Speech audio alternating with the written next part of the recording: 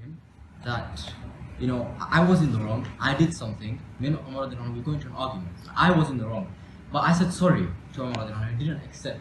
Can you do something so that he can accept my forgiveness? And he's telling him that I'm in the wrong. He's not going and saying, oh, Umar radiallahu anhu, look at him, he's not forgiving me. He said, I'm in the wrong, Umar radiallahu anhu is in the right. But I said sorry to him, but he's not forgiving me. So then, when the Prophet Muhammad saw Umar radiallahu anhu, they locked eyes. Prophet Muhammad was a bit angry with Umar radiallahu anhu. Imagine, Umar radiallahu anhu is in the right, Abu Bakr radiallahu anhu is in the wrong, but the Prophet Muhammad is angry with Umar radiallahu anhu. The reason is, and this is what he said, are you gonna, Abu Bakr radiallahu anhu was there with me right from the beginning. He gave me when none of you gave me, he was with me when none of you were with me. I came to all of you, you all called me a liar, a soothsayer, a magician, everything, but Abu Bakr radiallahu anhu said he is telling the truth. And he was with me right from the beginning. He was my companion in the cave. He did hijrah with me, he did everything with me. And today are you going to leave him alone? And Umar radiallahu anhu straight away accepted his apology. Do you guys see?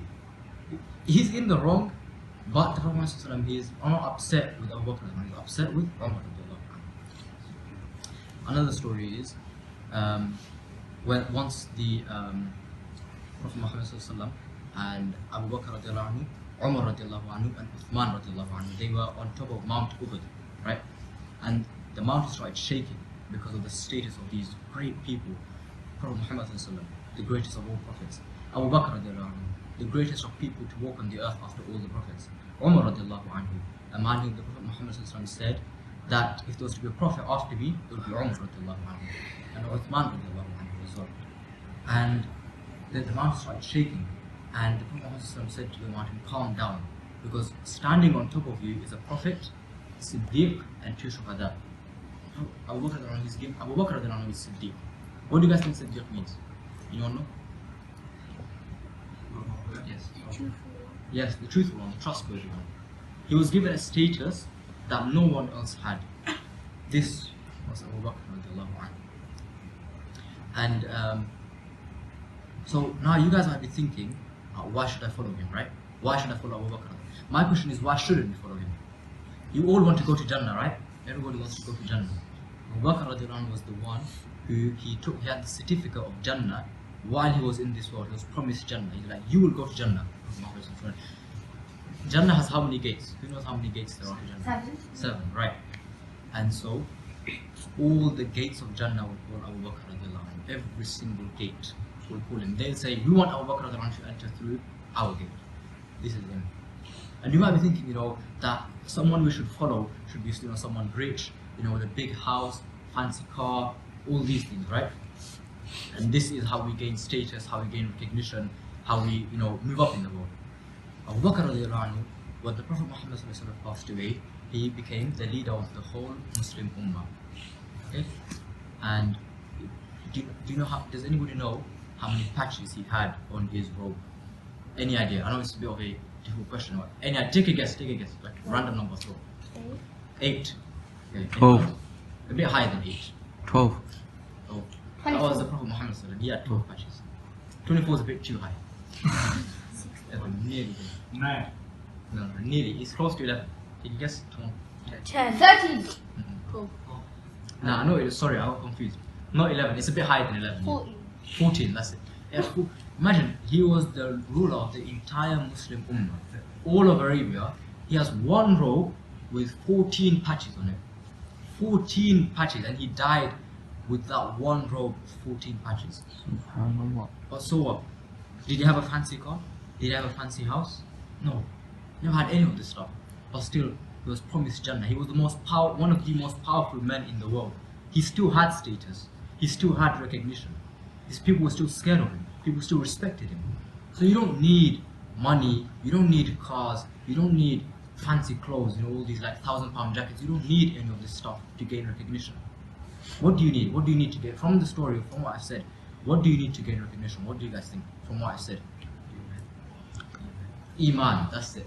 He had such strong Iman. Such strong Iman he had. Once, Umar radiallahu anhu, Abu Bakr, they would compete.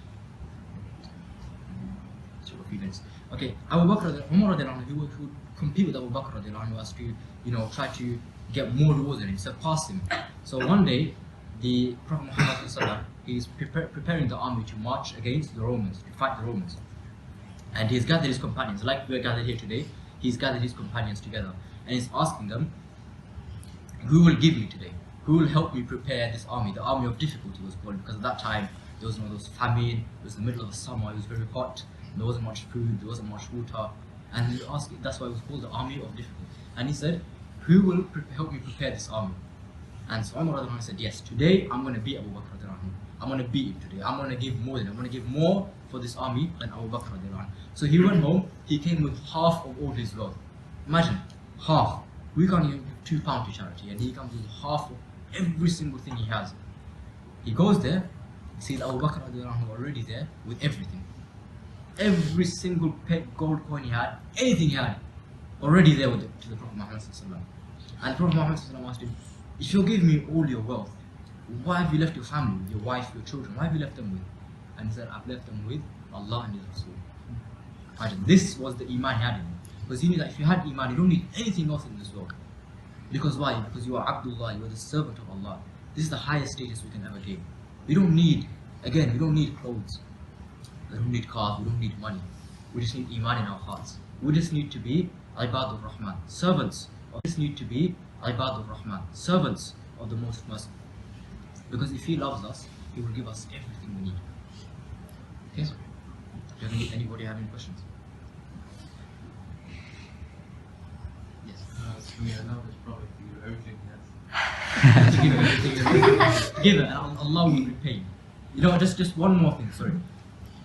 The final does he sermon. mean like give all his wealth, or does he mean like all like the knowledge he has? Just Secret millionaire right here. Just one more story. So, the last sermon, right? Prophet Muhammad is giving his last sermon to the Muslims, okay? And he's saying that everyone that has given me something, I've given it back to you. If you've done me a favor, I've repaid you. If you've given me something, I've given it back to you.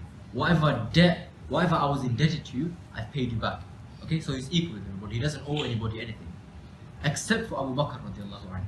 As for him, Allah will repay him on the Day of Judgment. Because of how much he done for me, there's no way I can repay him. Allah will repay him. Because it's outside of my... Imagine, Umar radiallahu anhu, he gave everything. Uthman radiallahu anhu, Ali, they gave everything they had. And the Prophet, I said, I've paid you back. There's nothing, I don't owe you anything anymore. I've paid you back. But Abu Bakr radiallahu anhu, I can't pay him back. Allah has to pay him back because it's outside of my power.